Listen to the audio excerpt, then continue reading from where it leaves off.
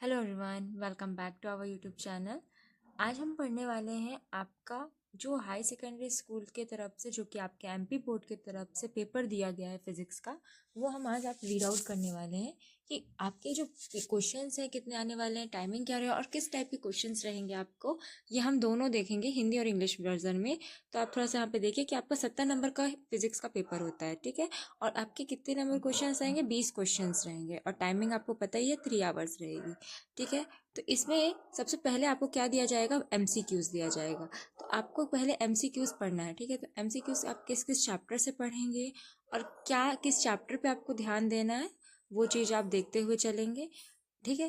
तो हम थोड़ा सा आइए देखते हैं क्या लिखा है। फर्स्ट क्वेश्चन है कि the intensity of electric field inside a charge hollow sphere. मतलब अगर आपके पास एक हेलोस्फीयर है, ठीक है, और उसके इनसाइड अ चार्ज, मतलब हेलोस्फीयर की इनसाइड में जो अगर हो चार्ज हम देते हैं, तो उसकी जो इलेक्ट्रिक फील्ड होगी वो क्या होगी, ठीक है। ये आपको निकालना रहेगा। आपको बताना करंट डेंसिटी है। अच्छा, करंट डेंसिटी क्या होता है, करंट डेंसिटी का यूनिट क्या होगा आपका, ये आपको पता होना चाहिए। तो जैसे करंट डेंसिटी की जो यूनिट होती है, वो आपको करंट डेंसिटी को पहले किससे रिप्रेजेंट करते हैं, जे से रिप्रेजेंट करते हैं, ठीक है।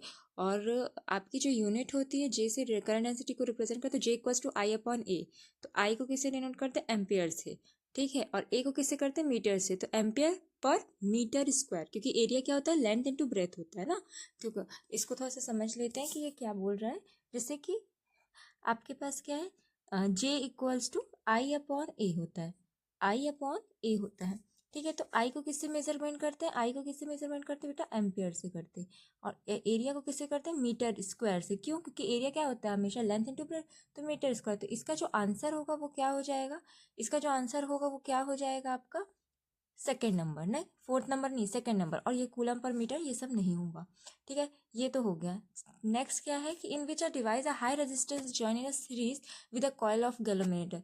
अच्छा, किसी गैलोमीटर को अगर हम सीरीज में जोड़ते हैं तो क्या होगा, इसका आंसर आपको देना रहेगा। मतलब आपको ये समझ में आ रहा है कि आपके पास एक आएगा फर्स्ट यूनिट से आएगा, आपके पास करंट डेंसिटी आपकी किस यूनिट में, किस चैप्टर में, तीसरे चैप्टर में है, ठीक है। उसके बाद आपका ये गैलोमीटर किस चैप्टर में आई थी, 7 चैप्टर में। ये 6 चैप्टर में आपको पढ़ने को मिलेगा। यहाँ तक रेजिस्टेंस की बात है तो मुझे लगता है 3-4 चैप्टर में आपको देखने को मिल जाएगा।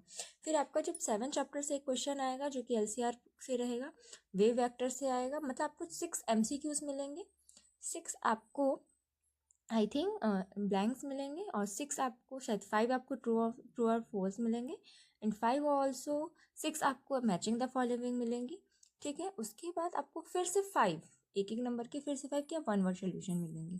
उसके बाद आपको 2 नंबर के क्वेश्चंस रहेंगे जिसमें भी आपको और करके दिया रहेगा, ठीक है। तो ये देखिए, जो ये फर्स्ट क्वेश्चन है कि the mass of an isolated conductor decreases when it comes positively charge by, यानी टू इलेक्ट्रिक, और सेकंड में है क्या, two electric lines force never intersect to each other.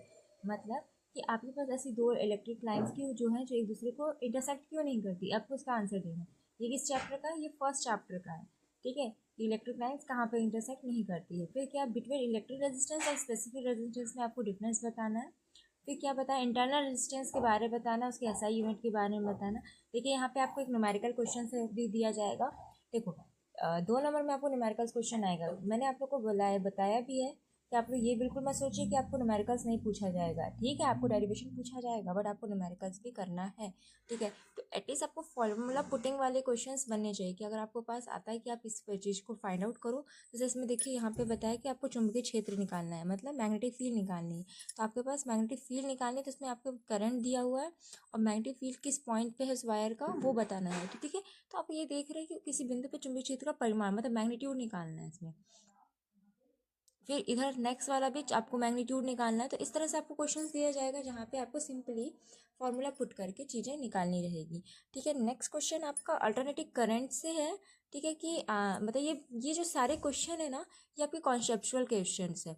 ये आपके ना बुक्स के पीछे मिलेंगे। जनरली अपन एमपी बोर्ड्स वाले शिवलाल से पढ़ते हैं। तो शिवलाल में आपके जैसे जो हिंदी मीडियम वाले हैं उसमें लिखा रहता है, जब आप चैप्टर को एंड करते हैं ना, वहाँ पे लिखा रहता है तथात्मक प्रश्न, वहाँ पे मिलेंगे। इवन और अगर आप नवबोध वगैरह से पढ़ते उसमें भी लिखा रहता है तथात्मक प्रश्न, ये वो क्वेश्चन ये वहाँ से आते हैं इवनली। आप लोग क्या तो कहते हैं परीक्षा अध्ययन यूज़ करते हैं, तो मैं तो सजेस्ट नहीं करती कि उससे आप आंसर देखो। आप हाँ, उससे आप क्वेश्चंस देख लो कि क्वेश्चंस क्या है, पर मैं आंसर के लिए सजेस्ट नहीं करूँगी। मैं आंसर के लिए आपको ये बोलूँगी कि आप बुक से करें। इवन इंग्लिश वाले जो इंग्लिश मीडियम के बच्चे हैं, उनके में भी जब आप शिवलाल लेते हो तो आपके चैप्टर के एंड में जहाँ समरी दी होती है, जस्ट उसके बाद आपके क्वेश्चन होते हैं कि वहीं से पूछे जाते हैं, इसके बाहर से कुछ नहीं पूछा जाता। तो ये आपको ध्यान रखना है, ठीक है। जो नेक्स्ट क्वेश्चन है उसमें क्या हुआ है कि what is right the name and one use the lowest frequency of electromagnetic wave, right the definition of displacement current. Yes, displacement current is most important question. मैंने आपको चैप्टर जब पढ़ाया था, ये चैप्टर शायद 8 का है ना, इलेक्ट्रोमैग्नेटिक वेव्स का, तो उसमें मैंने पढ़ाया है आप लोगों को। उसके बाद आपका अगर मैंने बात करें तो ये हाइड्रोजन एटम न्यूक्लियस का आपका क्वेश्चन है, ठीक है। आपको एक क्वेश्चन मिलेगा, ये सेमीकंडक्टर ये आता है, ये पी टाइप का सेमीकंडक्टर। अच्छा, एक चीज़ और है कि आप पी टाइप या एन टाइप तो आएगा ही आएगा। इसके अलावा आपका P N junction diode, electric है ना, इलेक्ट्रिक फोटो इलेक्ट्रिक, और आपका रेक्टिफायर ऑल्सो, ठीक है। ये रेक्टिफायर ऑल्सो, ये चैप्टर्स में इंपॉर्टेंट क्वेश्चन है। हालांकि मैं आपको इंपॉर्टेंट सीरीज़ भी लाऊंगी, तो उसमें दिक्कत नहीं होगी, आप कर ले जाओगे, ठीक है। नेक्स्ट क्वेश्चन है आपका Kirchhoff law, chapter 3 Kirchhoff law, electric current का। फिर व्हीट स्टोन ब्रिज मैंने पढ़ाया तो बताया भी, व्हीट स्टोन ब्रिज भी इंपॉर्टेंट है। बायोसावर्ट लॉ और अम्पेयर सर्कुलर लॉ। यस, ये चीज़ बहुत अच्छी चीज़ है कि अगर आपको और करके उस चैप्टर से देना है तो वो बायोसावर्ट लॉ और अम्पेयर सर्कुलर लॉ अगर, पर मैं आपको ये नहीं बोलूँगी कि आप एक ही करो, आप दोनों करके रखो। बिकॉज कभी कभी ऐसा पूछ लेता है कि आप बायोसावर्ट को बताते हुए magnetic field due to straight current carrying wire आप बताइए, या फिर आप एम्पेयर सर्कुलर लॉ बताते हुए एक आपका सोलोनॉइड का एक्सपेरिमेंट है ना, वो आप बताइए। तो आपको दोनों को करना चाहिए। फिर आपका इंटरफेरेंस ऑफ लाइट आ रहा है, ये आपका उस पर पोलराइजेशन ऑफ है। ड्रीप ऑब्लिक्स वेव भी आपको इंपॉर्टेंट है। फोटो इलेक्ट्रिक इफेक्ट भी इंपॉर्टेंट है। ये सब चीज़ें पी एन डायोड इंपॉर्टेंट है, मैंने जैसे आपको बताया, ठीक है। उसके बाद आपका ये रे ऑप्टिक्स का चैप्टर है। ये आपका ये लेंस मेकर फॉर्मूला है, एक देखा जाए तो lens maker formula it is very important.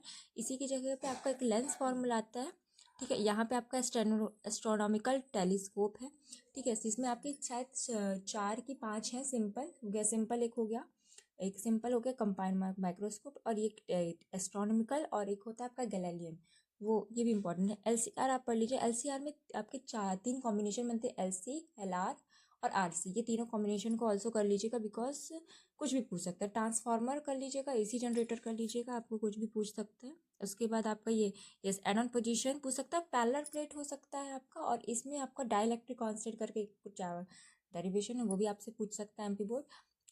एक चीज़ और, energy stored of a capacitor, है ना, जहाँ पे हमने 3 इक्वेशंस निकाली थी, वो भी आपसे पूछा जा सकता है। तो यहाँ पे आपके 20 क्वेश्चन एंड होते हैं, और हाई होप्स हो कि पेपर टफ नहीं होगा। अगर मेरे हिसाब से पेपर तब टफ होता है जब अपन पढ़ के नहीं जाते। अगर अपन अच्छे से पढ़ के जाएं तो मुझे नहीं लगता कि फिजिक्स की में ऐसे भी कोई चीज़ है जो अपन नहीं कर सकते, ठीक है। अपन डेफिनेटली कर सकते हैं। तो सीधी सी बात है, अच्छे से ध्यान दो, अपने अच्छे से पढ़ाई पे फोकस करो, है ना। अब टाइम नहीं रहा, आज 1 दिसंबर हो गया, और फाइनली अब ऐसा हो गया है कि नहीं, अब हमें करना ही है। आपके पास कोई ऑप्शन नहीं कि आप ये सोचो कि नहीं हम अभी वेट कर लेते हैं, न्यू ईयर मना लेते हैं, फिर जैसे होता है बच्चों का न्यू ईयर मना लेना है, फिर उसके बाद नहीं नहीं, अब आप लोग स्टडी स्टार्ट कर लो, क्योंकि आपका 7 फरवरी से एमपी बोर्ड आपका एग्ज़ाम स्टार्ट है, और 13 फरवरी को फिजिक्स का पेपर है। तो आपके पास अब समय नहीं बचा है कि आप लोग बैठ के सोच के समझ रहे हैं नहीं ये करने में, ये सब मत करो। आप बिल्कुल फोकस में कर जाओ। जो भी डाउट होता है कि जिस डेरिवेशन में को प्रॉब्लम आ रही है, आप बिल्कुल कमेंट करो, उस डेरिवेशन को समझा दिया जाएगा, ठीक है। तो thank you everyone, best of luck for your exam. अभी के लिए अभी आपको इस वीडियो को पसंद आया है तो आपको लाइक करना है, शेयर करना है, सब्सक्राइब करें, जिसमें और लोगों की हेल्प हो सके, ठीक है। आपको बस नंबर नहीं ना, सभी को नंबर लाना है, सभी कोई अच्छे से पास हो जाए, ठीक है। तो थैंक यू एवरीवन।